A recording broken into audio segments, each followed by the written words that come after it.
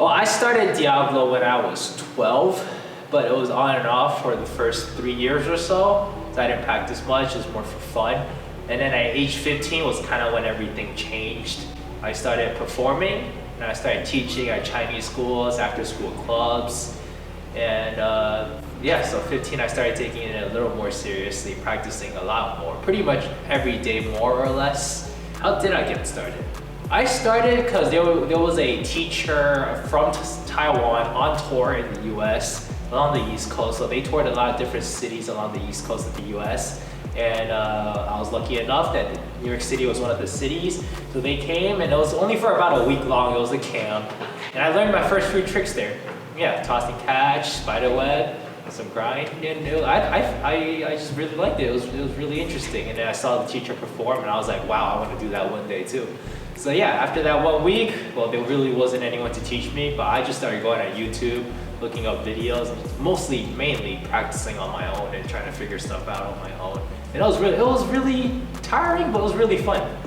So I started performing when I was 15, and at one of my performances, there was a Chinese school principal there. He saw my performance and just asked me to teach, if I was willing to teach at their Chinese school, and started yo-yo club at their Chinese school.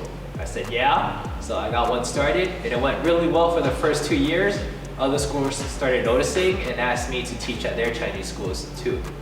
And the Diablo community, specifically here in the United States, has grown a lot, in my opinion. So back then when I was doing it, I was the only one that I knew that was like practicing Diablo. And no one knew what it was. So back then I was doing it, people were like, what is that? I've never seen that before. Yeah. And I was the only one practicing. I was very lonely. There was no one I could share my tricks with. You know, honestly, I wouldn't want to go back to where I was compared to where I am now. Right?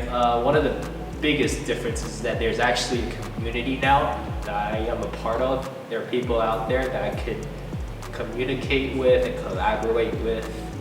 And I don't know, because back then it was just me practicing on my own, looking for tricks to learn on my own, pushing myself. Now there are other people pushing me, motivating me. There are people I could reach out to if I have any problems, and I feel a lot more comfortable where I am now than I was back then. Yeah. But now there are clubs everywhere in schools. It's great to see that, you know, young kids are learning together, they're collaborating and trying to teach each other the tricks. And colleges are actually starting their own Chinese yo-yo clubs too. That's great to see. So one of the biggest things that's like influenced the growth of the Diablo community, I think, would be technology and like exposure in general. So people like a few people like me or schools, they've been performing in different places. You put up videos on YouTube, or you put out your Instagram stories, and other people, your friends, will all see it. I think another big one will be just starting clubs at schools in general. So a lot of people have been starting their own clubs in colleges, in their middle school, in their high school, doing a few performances here and there, and that's how you start gathering people, and you start a club. So it might not be big at first, but gradually you'll get there. I think that's a big one. And like, you know, making Instagram groups, Facebook groups, everybody gathering together, and it just grows from there. Oh, so basically there are a lot more resources for me out there right now that I could use to add to my craft, to my performances. And performances is another big one. I have a lot of performances now. Back then I had none, basically. Back then it was just me motivating myself to like learn new tricks. Now I have performances I can look forward to, that I push myself to practice. And for this performance, I want to get this certain craft down. And then the next one, I want to do something even better. That's how I motivate myself now. Yeah, so I have a lot more resources now.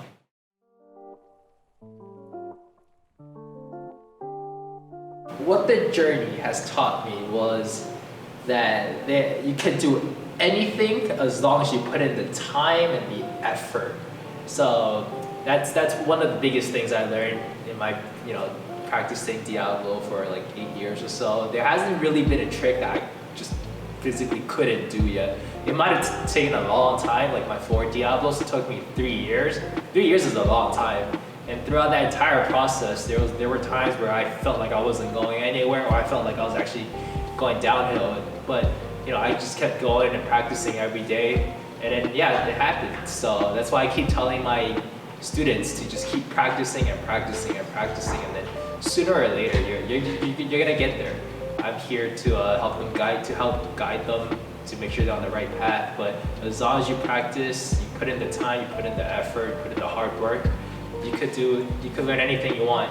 That's one of the biggest things. Never give up. You're gonna come across a lot of slumps, a lot of plateaus when you're practicing for something, especially like Diabolo. Some tricks are just harder to learn than others, and everybody learns at their own pace. What I used to do back then was to go on YouTube. YouTube was the answer. I see a trick I want to learn, I click on the video. But not only that, I could also watch performances of professionals and other artists out there. I look at their performance, and there's a section that I really like, and I try to slow it down, dissect it, try to practice on my own. But one thing I would really encourage to others is to use your own creativity and imagination to come up with the new tricks. You don't have to learn new tricks, you can actually think of new tricks. That's what I like about Diabolo. There's really no limit to what you can do. If you can think of something, then you go try and do it. I take a few aspects from this pro and what I like from this pro, and I try to put them together to try to, and add it to my own craft. So maybe with this pro, I like his tricks, and then this other pro, I like the way they choreograph it. A lot of people, they continue to practice for a long period of time, and they just don't seem to be getting anywhere. Sometimes, honestly, you just need a break. If you over practice a lot, it might not be the best for you. So you take a little break. Or if you honestly feel like the more you're doing something wrong, something's just not right, not adding up, reach out to your resources out there, to pros. Look for YouTube videos and just see if you're doing anything wrong technically. It won't always be an uphill climb when learning a new trick. Sometimes you can learn it really quickly. Sometimes you're gonna feel like you're not getting anywhere for a long time. You're gonna need some breaks in between. And honestly, sometimes you might feel like you're going downhill, getting worse than before. That's all perfectly normal. But you just have to keep practicing. If you give up, you're never gonna learn it. But if you fall backwards, you could always just continue practicing, and then you're gonna get there one day. Another problem would be sometimes you feel like you learned your trick already, and then the next week or the next day, you just completely forget how to do it. That's, again, also normal. It's happened to me many, many times. But you, again, just keep practicing, don't get frustrated, and then after a certain period of time, you're gonna get there. The way I practice for my performances is to practice as if it were a performance. There's no audience there, but I pretend there's an audience. There's no audience when you're practicing, but there's a huge audience when you're performing. And your job when you're performing as a performer is to entertain the audience. And when it's your time to step on stage, just go up and you do your craft. And don't think about the present and not what's gonna happen in the future. That's one of the biggest things I've learned as a performer through my experiences. Back then, I would think about the trick I was gonna do like 30 seconds later into the performance, like, oh, that's a big trick. What if I mess that up? I don't want to mess that up. And then if I mess up, I don't just stop the music, and, restart the performance. You actually, what I would suggest you do is to go through the entire routine once, and then if you mess up, you continue as if it weren't actual performances. And then after you run through that rehearsal once, take that specific part of the routine that you mess up, and maybe repeat it and do it over like 5-6 times, and then run through it again. But now I just think, all right, this is a trick I'm doing now, I'm gonna focus, I'm gonna get it, and I'll move on. And then another important one would be to act as if there were an audience watching you, so you gotta do this facial expressions, your showmanship, smile, no matter what happens. You really just have to keep a smile on your face and move along with the performance, like any other performance, yeah. Well, there was this one performance where I had a partner on stage, and I was behind the audience, with the audience between us, me and my partner. And I was supposed to toss a yo-yo over the audience onto stage where my partner was supposed to catch it. But I was distracted, I was the guy tossing. I miscalculated, and the toss didn't go as far as I intended to, and landed in the middle of the audience. But luckily, I didn't hit anyone.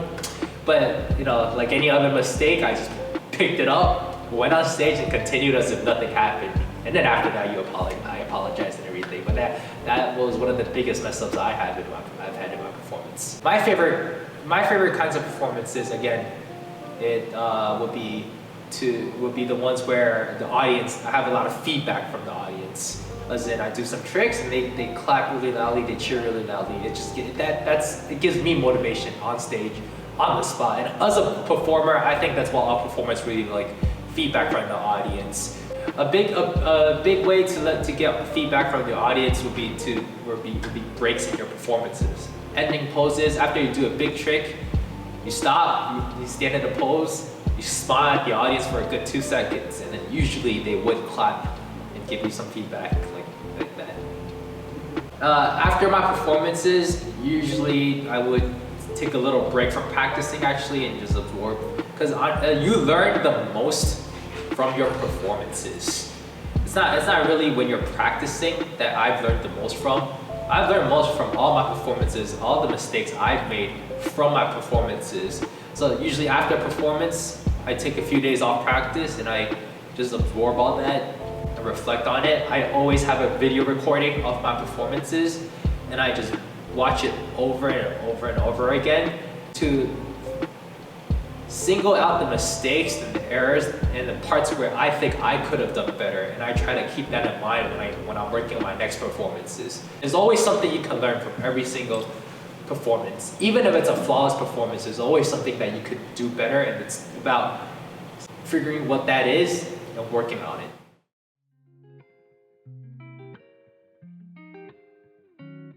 I think a big part of teaching comes with how you're able to motivate your students. When my students first get started, I demonstrate a lot of the tricks and they're like, ooh, I want to learn that. That looks really cool. And that's how I teach that. As time goes on, a lot of the tricks get harder and harder, and it takes a longer amount of time, longer period of time for the students to learn. And a lot of the times they lose motivation. So what I would do myself, I would give them an easier trick for them to learn, for them to focus on while they're learning that trick that they're struggling on. So you don't just give them one trick at a time. You would give them 2 or 3. So they actually feel like they're improving. And then another big way to motivate your students will be to provide performances and opportunities for them. Really, the level doesn't matter. Even if they've just started for like a month or so, you're still able to. So I think it's really about how you provide the opportunities for your students. I myself, whenever I have a performance, I try to involve my students, whether it's having them go on stage or even dragging them on stage with me, and I do a routine with them. What I like most about performing with my students is how much they enjoy doing it with me as well. And also, I've been a solo performer for the first half of for a really long time, and having someone on stage with me, it's really just a completely different experience. Even the process of coming up with that routine, leading up to the performances, the time leading up to the performances, us practicing together, making all these mistakes, and then trying to just build a routine for the performance, build a craft. It's all a really, really fun experience. All right, I think it's a great idea to bring exams or any kind of scoring system into the Diabolo community. That will give it a more of a sense of competition. And then when it's like after you get 100 on your exam, you get to a certain level, it's really a sense of accomplishment that would really, really help motivate everybody, help motivate the students to learn. So they reach their certain level and they feel really accomplished, and I think it'll also help them set another goal for themselves. Now I'm gonna try to reach the next level, and so on. And then it'll really help motivate the students a lot. Yes, I do tour Taiwan in the summertime, and what I really like about doing that is how different the Diabolo community there in Taiwan is versus here in the US. Taiwan is actually the heart of Diabolo, is where a lot of the pros are gathered. A lot of the younger generation, most of the younger generation in Taiwan actually knows how to play Diabolo, and a lot of them are really, really good. So in the summertime, I go on tour in Taiwan, learning, teaching, performing. And what I really like about that is how different the community in Taiwan is versus here in the US.